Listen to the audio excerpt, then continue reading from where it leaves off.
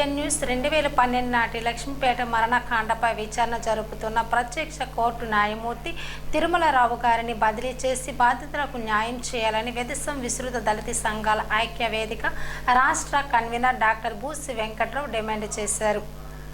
లక్ష్మీపేట మద్దతు కుటుంబాలకు న్యాయం కోసం ప్రభుత్వం నియమించిన ఓపెన్ కోర్టు న్యాయమూర్తి వల్ల బాధితులకు న్యాయం జరగేలా లేదని తక్షణమే న్యాయమూర్తిని బదిలీ చేయాలని డిమాండ్ చేశారు. న్యాయం చేయాలి. లక్ష్మీపేట అట్రాసిటీ బాధితులకు వెంటనే ఎత్తివేయాలి. లక్ష్మీపేటలో 144 సెక్షన్ వెంటనే ఎత్తివేయాలి. లక్ష్మీపేటలో 144 సెక్షన్ వెంటనే అనుమతించాలి. విచారణ ప్రాంగణానికి మీడియాని వెంటనే అనుమతించాలి. వేదిక రాష్ట్ర కన్వీనర్ 2012 జూన్ 11వ తేదీన విజయనగరం జిల్లా వంగరు మండలం లక్ష్మీపేటలో జరిగినటువంటి మారణకాండ భారతదేశ ప్రజలు ఇంకా మర్చిపోలేదు. ఎంత దుర్మార్గం అంటే రైతులు ముసుగులో తూర్పు కాపులు మాలపల్లిలో పొద్దున్నే పొలాలకు పోవటానికి సద్దన్నం తినడానికి సిద్ధంగా ఉన్నటువంటి గ్రామస్తులు ఇళ్లలో చొరబడి కారం పొట్లాలు పట్టుకుని బాంబులు పట్టుకుని పరిసలు చేతబట్టి వడ్డలు చేతబట్టి ఏట పొడవలతో ఇళ్లలోకి చొరబడి ఇంట్లోంచి బయటికి లాగి నరికి చంపితే స్పాట్లోనే 5గురు చనిపోయారు. ఇది సంచలనమైన భారతదేశంలోనే సంచలనమైనటువంటి కేసు.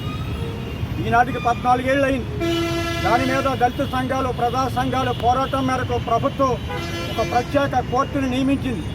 ప్రత్యేక కోర్టు అంటే మేము కోర్టుకు కూడా వెళ్ళటానికి భయంకరమైన వాతావరణం ఉన్న పరిస్థితుల్లో మా ఇళ్ల మధ్యనే మా గ్రామంలోనే కోర్టు పెట్టింది ప్రభుత్వం. ఆ కోర్టు ప్రక్రియ సుదీర్ఘంగా సాగుతున్న నేపథ్యంలో అనేక అడ్డంకులు ఎదురయ్యాయి.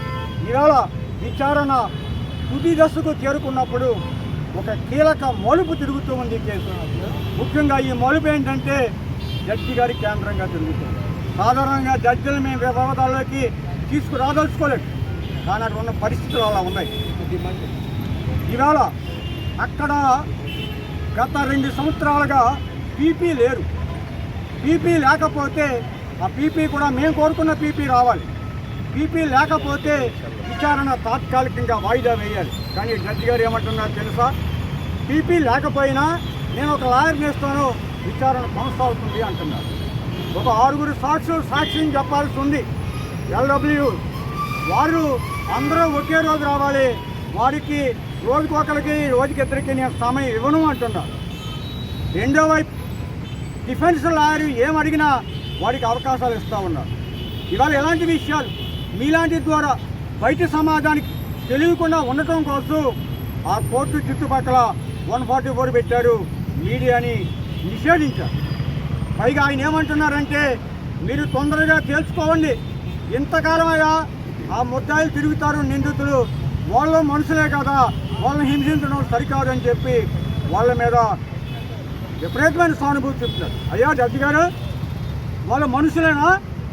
మనుషులైతే ఇళ్లలో చొరబడి మనుషులు నడుపుతారా? వాళ్ళ మానవ మృగాలు, వాళ్ళ పట్ల మీరు సానుభూతిగా ఉండాల్సిన అవసరం ఉందా?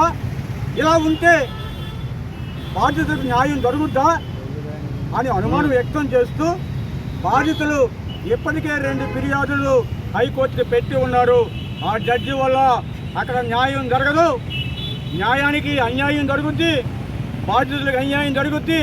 ఆయన ముమ్మాటికి నిందితుల పక్షాన హంతకుల పక్షాన ఉన్నాడు. హంతకులు కాపాడటం కోసం అక్కడ ప్రక్రియ జరుగుతుంది. కాబట్టి ఆ జడ్జి గారు మాకొద్దు అని చెప్పి బాధితులు ప్రకటిస్తూ ఉన్నారు. వాళ్ళకు సంఘీభావంగా ఇవాళ విదసం ఐక్యవేదిక మీ ద్వారా హైకోర్టు వారి దృష్టికి ప్రభుత్వాన్ని డిమాండ్ చేసేది, తిరుమలరావు గారు అనేటువంటి జడ్జి ఎవరైతే ఉన్నారో వారు నిందితులకు కొమ్ము కాసే విధంగా, నిందితులకు సానుభూతిగా సానుకూలంగా వ్యవహరిస్తూ బాధితులకు వ్యతిరేకంగా ఉన్నారు.